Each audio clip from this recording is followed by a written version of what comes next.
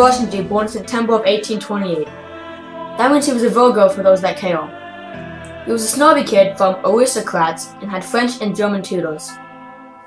He studied at the University of Kazan in 1843, was trying to be a lawyer, but failed because he was a party animal. So he became a college dropout. He crawled home and tried his hand as a farmer. Again, he was a loser and failed. However, he started keeping a journal. That was a habit that started his writing. Much of his early writings was his own autobiography. Tolstoy's brother Nikolai was a soldier and convinced Tolstoy to join the army in the Crimean War, fighting against the British and French. Anyone hear of Crimea? That's the part of Ukraine that has been all over the news. Russia just took it away weeks ago. After the Crimean War, Tolstoy returned to Russia, and in 1860, when it's only 32, wrote his first great novel, War and Peace, using his own experience from being in a war. Has anyone seen this book? It is huge, with over 500,000 words and over 1,400 pages. The average novel has about 90 through 120,000 words, and about 300 pages, so this guy could write. You often hear the joke if someone is trying to get rid of you to go read War and Peace. Tolstoy went on to write Anna Karenina, the Cossacks, and later his popular The Death of Ivan Lynch. That guy stole my paper. Later, critics and famous novelists declared him the greatest of all novelists, with War and Peace considered as one of the greatest novels ever written. Tolstoy started off as a normal-looking guy, but ended up looking like a hermit with his old scraggly beard. After the war, he found his way to Paris, where he again made stupid mistakes by gambling away all his money, and he had to return to Russia. He also openly confessed to being a Christian when he was in his mid-50s within his book, What I Believe. He went from being an aristocrat to being a pacifist, and even influenced Gandhi in his A Letter to a Hindu about non-violence as a means for India to gain independence from British rule. Tolstoy died in November of 1910 in Ostapovo, Russia, at the age of 82 years old.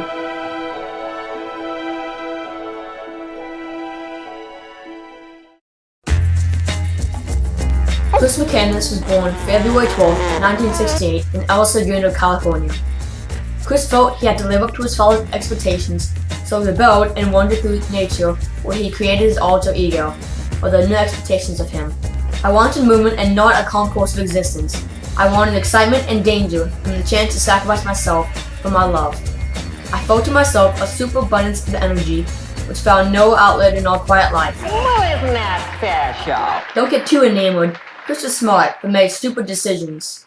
Chris liked reading the classics, like War and Peace, but he also admired the author, Tolstoy, especially how Tolstoy had given up his life of wealth to pursue a simpler life. Although Tolstoy gambled his money, Chris gave his away, so they both ended up broke.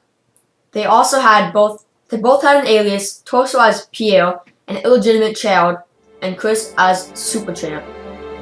Chris dreamed of seclusion as he reached his final destination in Fairbanks, Alaska.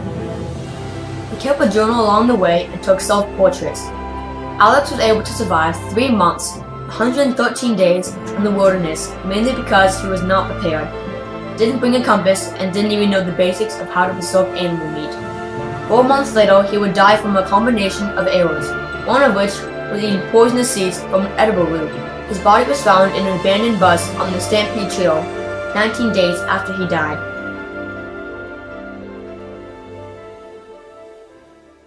Let's consider Tolstoy's influence. Both Tolstoy and McCandless were born in financially sound, and in Tolstoy's case, quite wealthy households. They also had prominent father figures. The creation of both McCandless and Tolstoy's alter egos was probably due to the want of something different from the lives they were born into. Chris and Tolstoy were also very generous. They both believed that life needed to be simple, not complex. Both men wanted to go on a journey, and since Chris wanted to be like Tolstoy, he went on a voyage like Tolstoy did, leaving family, money, and a more material life. Well, let's face it, Tolstoy created several of the world's greatest novels and influenced one of the world's amazing leaders, Gandhi, while Chris did nothing of the kind. Tolstoy became more Christ-like through his simple life, while Chris just became proud and a little too independent and, well, just stupid. Although many tried to glamorize Chris for his independence, he was really just a fool that went into the wilderness without any proper preparation, thinking he could be like some of the greats, without any of the discipline and achievements. He died alone, 67 pounds, having starved to death. Sure, there were similarities, but about as much as a horse and a mule. Such is life. The end. That's all, folks.